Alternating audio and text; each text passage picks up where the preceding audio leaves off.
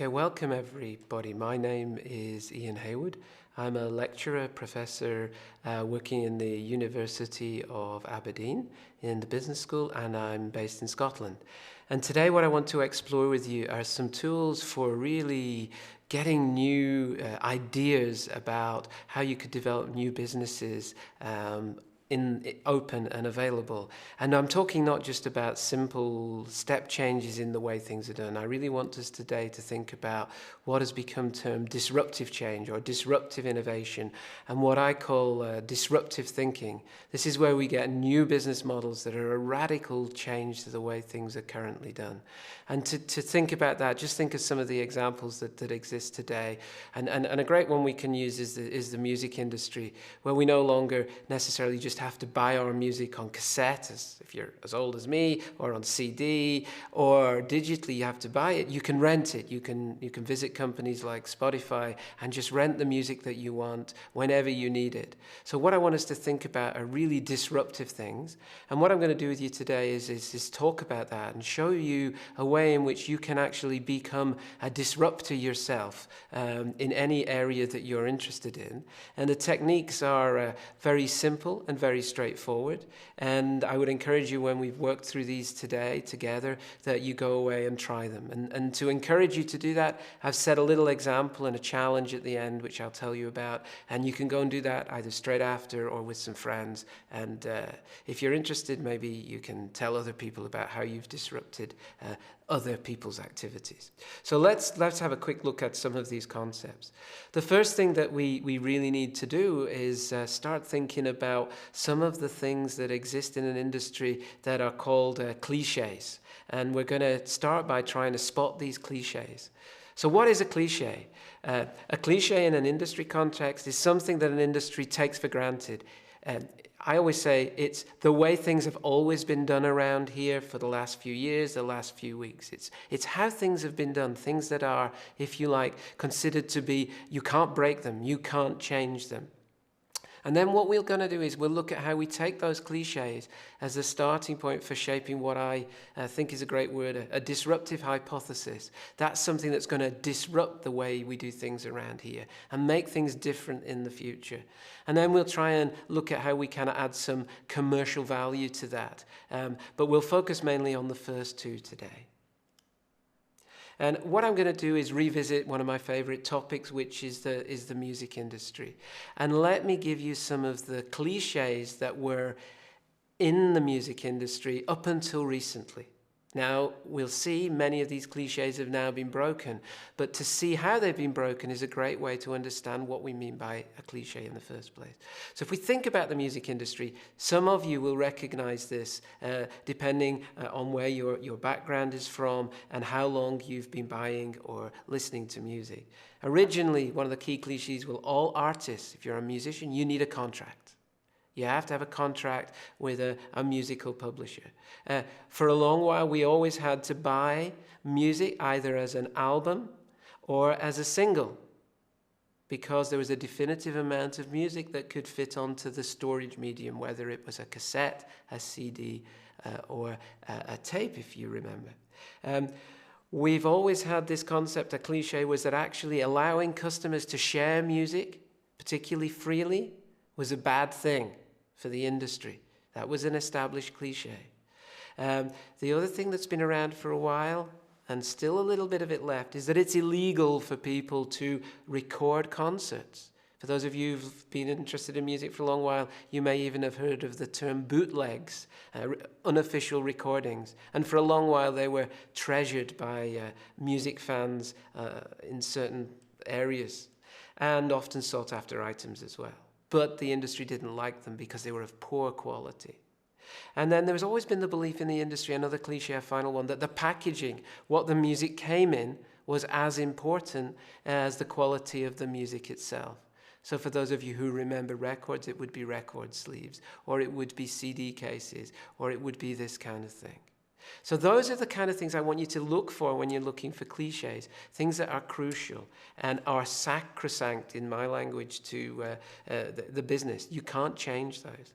And then what I want you to do is also think about any key developments that might have happened in the sector that the industry has ignored. So in the music industry, things that happened and were ignored, particularly and challenged the industry. When I say ignored, I mean they were ignored from a business opportunity perspective. They weren't ignored from a kind of threat to the industry, but they were ignored as presenting an opportunity. So in the music world, you might think of the emergence of the cassette in the 70s, which allowed home recording, or Napster, which allowed music sharing for free, which was incredibly scary for executives, or the bootlegging, the unofficial recording of live concerts. Now what I want you to do is take both those cliches and start to think about how you might turn them not into things that the industry should avoid or protect or legislate against, but commercial opportunities. And the best way to do that is to take the cliches and start to reverse them. So why not think about no artist will ever need a recording contract, or customers can choose their own songs, or customers can freely share their music with other friends and family and people. And anyone can go and record a concert, and the physical product is no longer important. Think about that.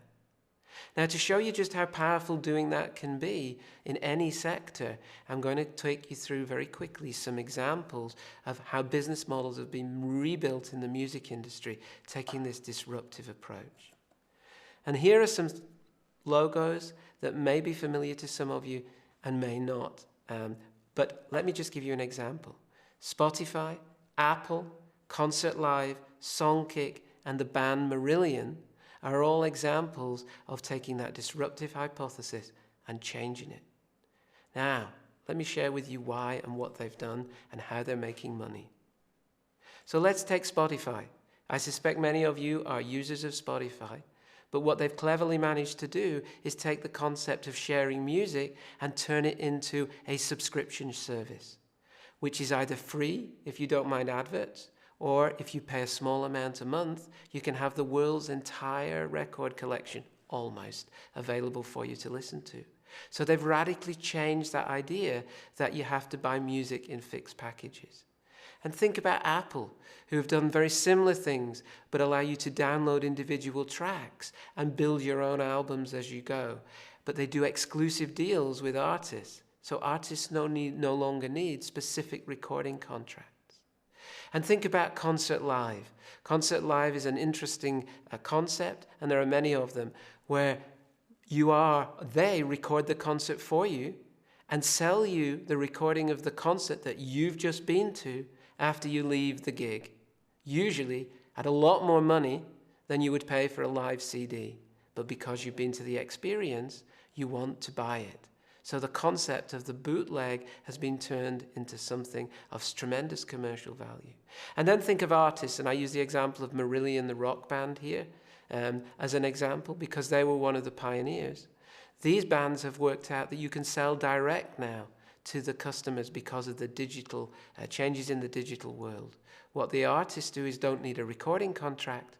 Marillion, when it was finding it difficult to make records anymore because it was no longer popular as a band, 1970s rock band, one-hit single, nobody around there, it suddenly thought, maybe we've got some fans out there on the internet who really like our songs. So what if we go online and we ask them if they'd like us to make a record just for them? And what they did is they pre-sold their ideas for songs. And they went out on the internet and they asked their fans, if we make a new record, will you buy it? And the fans of the band pledged the money that allowed them to make the record. So they could go back to the record company and say, do you want to distribute our record? And the record company said, we'll give you 10%. And they said, no, we've already made it. We'll give you 20% if you distribute it. So it changed the emphasis to allow musicians to do things. And Songkick is another example of a reversed idea, because now it allows you to distribute music freely, but it links to music, and it connects, Songkick connects with websites where bands are coming. So I now know when I plug in my iPhone, if I'm in Munich, I now know what bands are playing, and it connects me to their site and allows me to connect to other people who might be able to tell me whether those bands are worth going to see. So I'm going to leave you with a task. And this is a task, it's great fun. You can do it in your own time and with friends, but go out and be disruptive. And what I'd like you to do is either choose any business you want, or if it was me, here's a starter. Many of you may be studying. Try and think about a new kind of university. Think about what makes a university. What are the cliches behind a university? And to do that, I'm going to encourage you by saying, what are the cliches? And then think about what happens if somebody came along and thought we could create a university to compete with a traditional university. That might help get you thinking as well.